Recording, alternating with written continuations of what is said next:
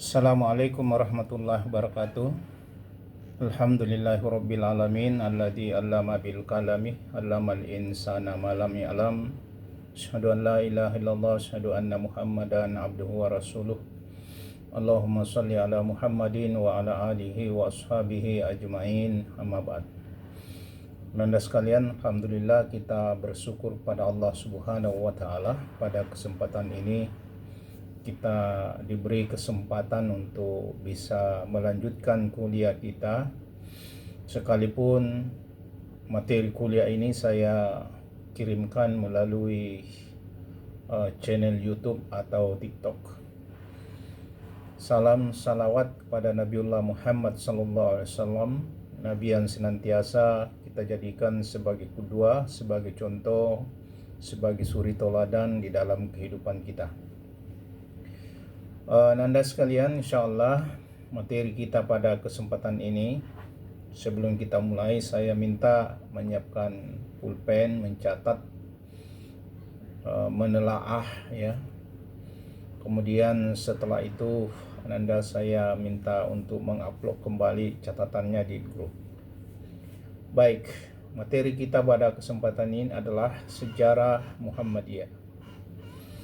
Nah, yang pertama yang akan kita bahas adalah latar belakang berdirinya Persyarikatan Muhammadiyah. Muhammadiyah, Nanda sekalian, sebagai satu persyarikatan itu lahir tentu bukan tanpa alasan, tapi ada beberapa hal yang melatar belakangi sehingga Persyarikatan Muhammadiyah ini didirikan oleh pendirinya, yaitu Kiai Ahmad Dahlan pada tanggal 8 Zulhijjah 1330 Hijriah atau bertepatan dengan 18 November 1912. Ada beberapa yang melatar belakangi sehingga Muhammadiyah ini didirikan oleh beliau. Yang pertama, dilatar belakangi oleh kondisi sosial keagamaan, terutama di akhir abad ke-19, di mana Islam mengalami kemunduran baik dari segi aspek pemikiran, pendidikan maupun praktek keagamaan. Jadi Islam mengalami kemunduran ya, terutama di dalam hal pendidikan, ya, termasuk praktek keagamaan. Nah, pendidikan di sini ya karena waktu itu ya kita berada dalam kondisi terjajah ya, sehingga pendidikan itu menjadi sangat terlantar ya, bahkan hanya orang-orang tertentu saja yang bisa mengikuti pendidikan, sehingga umat Islam ya mengalami kemunduran. Nah, yang kedua ya termasuk praktek keagamaan ya,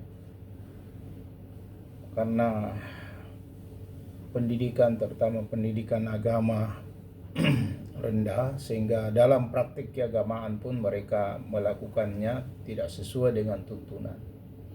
Bahkan ada amalan-amalan yang mereka lakukan yang sebetulnya amalan itu tidak berasal dari Islam. Ya, kenapa? Karena sebelum Islam masuk ke Indonesia, ya ada beberapa ajaran bahkan agama yang sudah berkembang seperti Hindu, Buddha dan sebagainya, sehingga ajaran-ajaran dari paham dan kedua agama ini terkadang umat Islam mengamalkan ya, padahal bukan ajaran dari agama kita. Maka muncullah yang biasa disebut bid'ah, khurafat, tahyul dan sebagainya. Jadi masyarakat banyak terpengaruh oleh praktik keagamaan yang bersifat sinkretik ya. Jadi jauh dari nilai-nilai ajaran Islam yang murni. Jadi banyak mereka mempraktikkan ajaran yang campur baur antara adat istiadat, ya, kebiasaan budaya, yang dikiranya mereka itu mengamalkan ajaran Islam, padahal mereka tidak mengamalkan ajaran Islam. Nah itu, jadi praktik keagamaan yang bersifat sinkretik. Makanya jangan heran kalau ada yang menyembah pohon, ada yang melakukan persembahan, ya, di tempat-tempat yang dianggap keramat. Kemudian penyebaran ajaran Islam, ya, tetap Islam disebarkan, tapi tidak lagi berbasis pada pemahaman agama, ya, yang rasional dan Qur'ani. Bahkan, ya, mereka itu, ya, melakukan taklid buta. Jadi mengikuti sesuatu atau melakukan sesuatu yang tidak mereka tahu dari mana sumbernya. Dan ini kalau mereka diberi peringatan, kata Allah, wa iza qila lahum ittabi'u ma anzalallah qalu bal nattabi'u ma wajada alaihi aba'ana. Kalau dikatakan kepada mereka ikutilah apa yang diturunkan oleh Allah, mereka cukup mengatakan bahwa, ya, kami ini cukup mengikuti apa yang datang dari nenek-nenek kami. Nah itu, ya, beberapa kondisi sosial keagamaan yang melatar belakangi.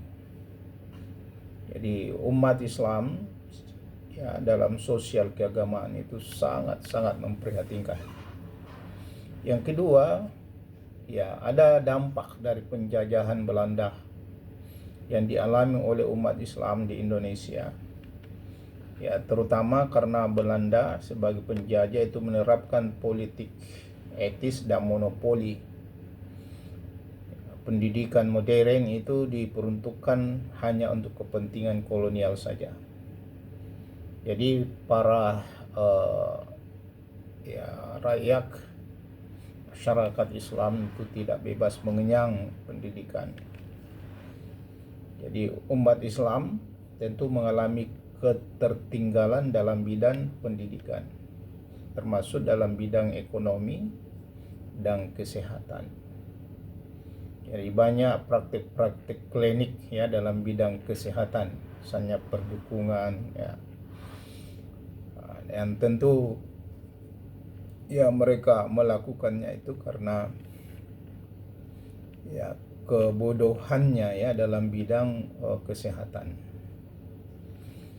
Jadi mereka mendatangi tempat-tempat yang dianggap orang pintar, ya, dengan jampi-jampi, dengan baca-baca dan sebagainya. Itu kemudian, ya, mereka, ya, berharap bisa sembuh dari penyakitnya. Jadi waktu itu umat Islam mengalami ketertinggalan baik dalam bidang pendidikan, ekonomi maupun dalam bidang kesehatan. Selanjutnya, ya, muncul kesadaran dari sebahagian ulama akan pentingnya kembali kepada ajaran Islam yang murni atau Quran dan As-Sunnah. Seperti yang disampaikan oleh Nabi, taraktu fikum amraini ma in tamassaktum bihima lan tadillu abada, kitabullahi wa sunnat rasul. Di Rasul katakan, kutinggalkan kepadamu dua perkara. Barang siapa yang berpegang teguh kepada keduanya, itu Al-Quran dan Sunnah, maka mereka tidak akan tersesat selama-lamanya. Jadi ada kesadaran untuk kembali pada Al-Quran dan As-Sunnah atau hadis yang sahih. Nah, kemudian, ya, ada kesadaran bahwa untuk menjawab tantangan yang dialami umat Islam itu diperlukan suatu organisasi. Perlukan suatu organisasi yang akan mampu menjawab tantangan melalui pendekatan yang sistematis dan terorganisasi. Apalagi kata Ali bahwa ya, kebenaran yang tidak terorganisir itu akan dikalahkan oleh kebatilan yang terorganisir. Maka untuk menjawab tantangan itu, umat Islam harus berhimpun membentuk satu kekuatan, yaitu membuat suatu organisasi. Nah, oleh karena itu berdasarkan kajian Kiai Ahmad Dahlan, terutama didorong oleh pemahaman beliau tentang surah Ali Imran, ya, di ayat 104 itu, yaitu wal takum minkum ummatun yad'una ilal khair. Hendaklah ada sekelompok umat yang menyeru kepada kebaikan, ya'muruna bil ma'ruf, menyuruh kepada yang ma'ruf dan mencegah kepada kemungkaran. Nah, diilhami ayat inilah maka Kiai Ahmad Dahlan memahami bahwa yang dimaksud di situ umat, sekelompok umat, adalah ya satu organisasi. Itu ada lompatan pikiran yang luar biasa di zamannya. Nah, maka beliau kemudian mendirikan Muhammadiyah di Yogyakarta pada tanggal 18 November atau 18 November 1912, tadi saya sampaikan, bertepatan dengan 8 Zulhijjah 1330 Hijriah. Yang tujuan utamanya adalah untuk menegakkan dan menjunjung tinggi agama Islam sehingga terwujud masyarakat Islam yang sebenar-benarnya. Nah, itu. Nah, bagaimana profil dan pemikiran singkat dari Kiai Ahmad Dahlan tentang Islam dan umat? Nah, beliau Kiai Ahmad Dahlan ini sebagai selaku pendiri Muhammadiyah, sebetulnya nama kecilnya itu bernama Muhammad Darwis.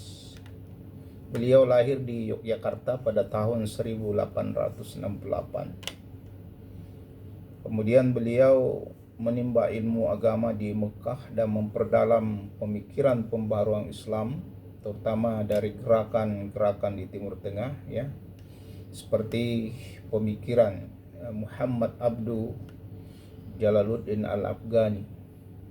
Nah, sepulang beliau dari Mekah, beliau kemudian melihat pentingnya ya reformasi terhadap praktek Islam yang ada di masyarakat. Nah, pemikiran Kiai Ahmad Dahlan yaitu kembali kepada Al-Quran dan As-Sunnah. Jadi Islam harus dipahami dan diamalkan berdasarkan sumber utamanya, ya, secara rasional dan kontekstual. Kemudian beliau juga memiliki pemikiran bahwa pendidikan ini adalah merupakan sebuah kunci kemajuan. Oleh karena itulah beliau kemudian mendirikan sekolah modern yang memadukan antara ilmu agama dan ilmu umum. Nah, Anda perlu ketahui bahwa sebelum beliau mendirikan sekolah memang sudah ada sekolah sebelumnya. Satu sekolah yang dikelola oleh para kiai-kiai yang berbasis pesantren. Jadi mereka itu mempelajari khusus ilmu-ilmu agama saja. Satu sisi ada sekolah modern yang didirikan oleh Belanda yang hanya mempelajari tentang ilmu-ilmu umumnya seperti fisika, matematika dan sebagainya. Nah, beliau kemudian memadukan antara dua ilmu ini, yaitu ilmu umum dan ilmu agama. Maka dibuatlah sekolah pertama, ya, yaitu Madrasah Ibtidaiyah yang disebut sekolah yang bernama Soronatun itu. Itulah sekolah modern pertama ya yang didirikan oleh beliau dan sampai sekarang diadopsi oleh negara, ya, di mana sekolah di samping mengajarkan pelajaran umum juga mengajarkan pelajaran agama, sekalipun belum seimbang ya, terutama di sekolah-sekolah umum. Tapi di sekolah pesantren dikelola oleh pesantren, rupanya apa yang dilakukan oleh Pak Kiai Dahlan ini itu rupanya sudah diamalkan. Jadi hampir seimbang ya antara ilmu agama dan ilmu umum yang diajarkan di pesantren. Nah itu, kemudian ya pemikiran beliau di samping itu beliau punya pemikiran bahwa amal saleh itu adalah wujud dari keimanan. Jadi Islam ini harus diwujudkan dalam bentuk amal nyata untuk kemaslahatan umat. Baru maka beliau ya kemudian mendirikan sekolah, mendirikan rumah sakit termasuk panti asuhan dan lain-lain. Kemudian beliau melakukan tajdid atau pembaharuan. Jadi pemikiran beliau bahwa harus ada tajdid atau pembaharuan, di mana Islam ini harus relevan dengan zamannya tanpa kehilangan esensi ajaran Islam. Kemudian beliau tentu ya, yang ini diwarisi oleh Muhammadiyah, beliau berjuang tanpa kekerasannya. Ya, sekalipun waktu lahirnya pertama awal beliau cenderung mendapatkan perlakuan kekerasan ya dari umat Islam sendiri, terutama di Kauman Yogyakarta ya. Bahkan dalam sejarah kita paham tahu sampai rumah beliau pun dibakar ya. Masjid beliau, surau beliau dibakar. Jadi itu, tapi beliau sendiri berjuang tanpa kekerasan. Jadi sekalipun dia dihina, dianggap kayak kafir dan sebagainya, tapi tetap beliau tidak melakukan tindakan kekerasan. Nah, jadi itu.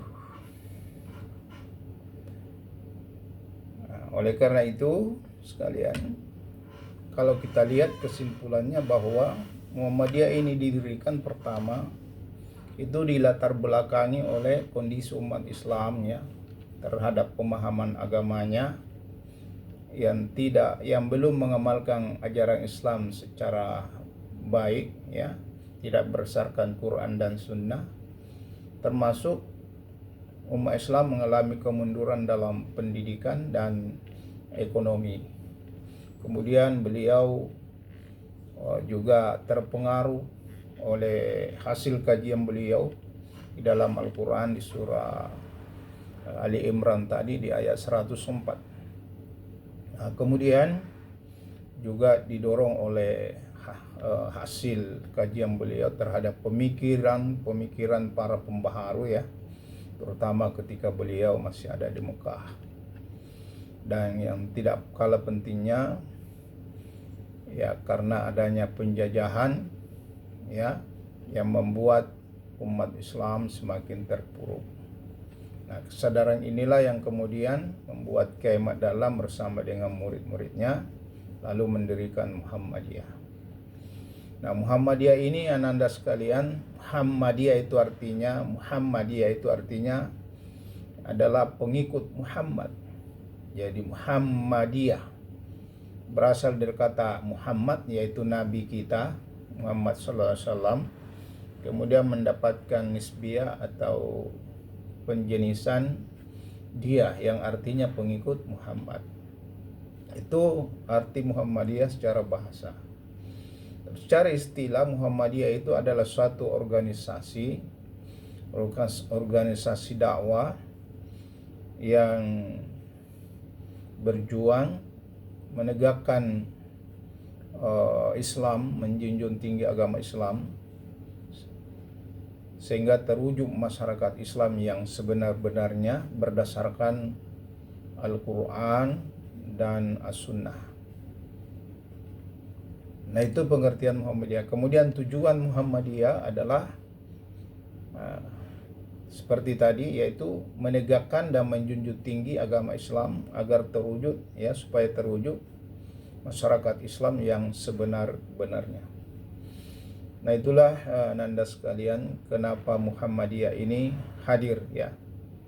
Dan alhamdulillah sampai sekarang sudah ratusan tahun masih bertahan dengan amal usahanya, terutama amal usaha pendidikan, rumah sakit, ekonomi, sosial ya, dengan panti-panti asuhannya dan segala macam program-program yang dijalankan untuk kepentingan umat.